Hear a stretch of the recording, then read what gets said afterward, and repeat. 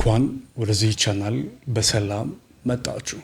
ስለ ፍቅረኛችሁ ወይንም ስለ ትዳር አጋራችሁ ሊሆን ይችላል ምንም ያህል ዋጋ ከፍላችሁ ቢሆንም እንኳን የራሳችሁ ያደረጋችኋቸው ያኛውን ተቃራኒ ጾታውን አካል ልትቆጣጠሩትና እንዲሁም ስለ ነጋችሁ በመቸኩል ልትጨነቁ አይገባም። ያለበለዚያ የፍቅራችሁን የወደፊት ርገት የምታጡት ይሆናል ማለት ነው። ወይም ደግሞ ኦርፌስን ትሆናል። ይኸውልህ በጥንታዊ የሰው ልጅ አፈ ታሪክ ንግርት ውስጥ ኦርፌስ የተባለ ድንቅ ሙዚቀኛ ነበር።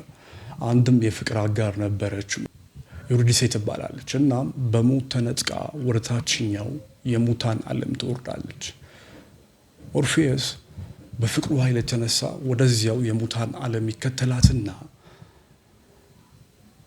ታላቅ ሙዚቀኛ ስለነበረ የሙታን ዓለም ገዢዎችን በሙዚቃው አቅልጦ አንድ ድል ይሰጠዋል እሷን ለማዳን። እርሱም ወደ ብርሃኑ ዓለም መውሰድ የሚችልበት መንገድ ነው እሷን መልሶ። ነገር ግን አንድ ጥብቅ ሕግ ነበር። ከጀርባው የምትከተለውን እርሷን ፍቅሩን በፍጹም ወደኋላ ማየት አይችልም፣ ዞር ብሎ ማለት ነው። እርሷን ከዛ ከሙታን ዓለም ለማውጣትና ወደ ብርሃኑ ዓለም ለማምጣት ይህ ሕግ ነበር። በቃ ማመንና ወደፊት መጓዝ ብቻ ነበረበት። አብራው እንዳለች ማመንና መቀበል ነበረበት። ነገር ግን ወደ ብርሃኑ መውጫ ላይ ሲደርሱ የኦርፌስ አእምሮ በስጋት ተሞላ። በእውነት ከጀርባ ያለች ከዳችን ይሆን አጧት ይሆን የሚል ጭንቀት ወይንም ደግሞ ፍርሃት አሸነፈ። እናም እርግጠኛ ለመሆን ወደኋላ ዞሮ ተመለከታት። በዚያችው ቅጽበት ፍቅሩን ለዘላለም ወደ ጨለማው እንድትሳብ አደረጋት። አጣት፣ ከእጁ ማመለጠችው ማለት ነው። ይኸውላችሁ ፍቅርን በተመለከተ ከዚህ ንግርት የምንማረው አንድ ትልቅ ነገር አለ።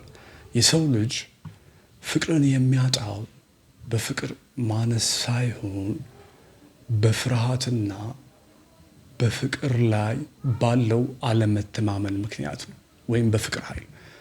እኛም ህይወታችን ላይ ነገስ ይተውኛል፣ እውነተኛ ፍቅር ውስጥ ነው ያለሁት ወዘተ ብለን ወደኋላና ወደፊት እየዞርን ስንጨነቅ ልክ እንደ ኦርፌስ በገዛ እጃችን ያለንን ፍቅር በገዛ ስጋታችን እናጥፈዋለን ወይም እናጠዋለን። ፍቅር ወደኋላ እየዞሩ የሚቆጣጠሩት ነገር ሳይሆን ዓይንን ጨፍነው በእምነት አብረው የሚጓዙት መንገድ ነው። እናም በፍቅር ውስጥ ስትሆን ፈጽሞ ልትጨነቅ አይገባም። አንቺም እንደዚህ ወደኋላም ልታይ አይገባም። ወደኋላ አትይ ማለት አትጠራጠር ማለት ነው። እጅህን ስጥ፣ አብረሃት ተጓዝ እና ራስህን ለፍሰቱ ሰጥተህ ተንቀሳቀስ።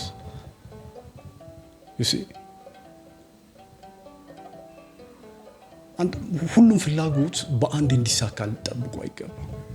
አየህ ጭንቀታችሁ መነሻ ሊሆን ይችላል። ነገር ግን የሰው ልጅ ትልቁ ችግር ይሄ ነው። ስለ ወደፊት ውጤት በመጨነቅ ማሰብና ጣልቃ የመግባት ችግር አለበት። እንደ ድመቶች ወይንም እንደ ዛፎች ዝም ብሎ በአሁኑ ቅጽበት ውስጥ መኖር አይችልም። ብዙ ጊዜ እንቸኩላለን፣ እንጠራጠራለን።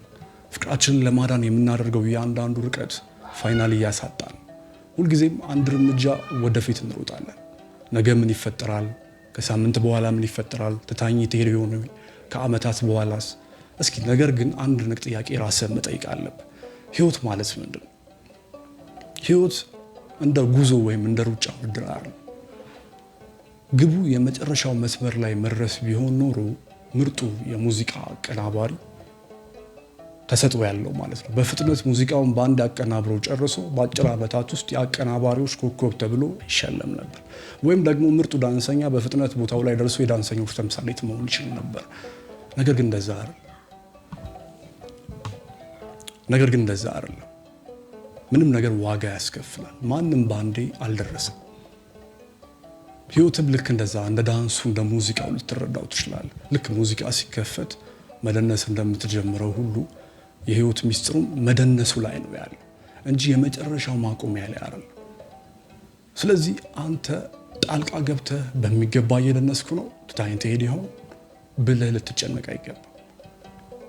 ሙዚቃው ወይንም ደስታችን ወይንም ማራኪነቴ ወይንም ደግሞ ለኔ ያላት ስሜት ይቆም ይሆን፣ ለኔ ያለው ስሜት ይቆም ይሆን፣ አጣው ይሆን፣ ወደፊት ምን ይፈጠር ይሆን ብላችሁ ለማስተካከል በሞከራችሁና በጭንቀት በተሞላችሁ ቁጥር ነገሩ ይበላሻል። በፍቅር ውስጥ ሆነ ስለ ፍቅር ህይወት መጨነቅ ማለት ውሃ ውስጥ ሆነ ውሃውን ለመግፋት እንደመታገል ነው። ስለዚህ ዘና በል፣ ራስህን ለህይወት ስጥ። የምትጨነቀው ነገር ሁሉ ደግሞ ያልፋል።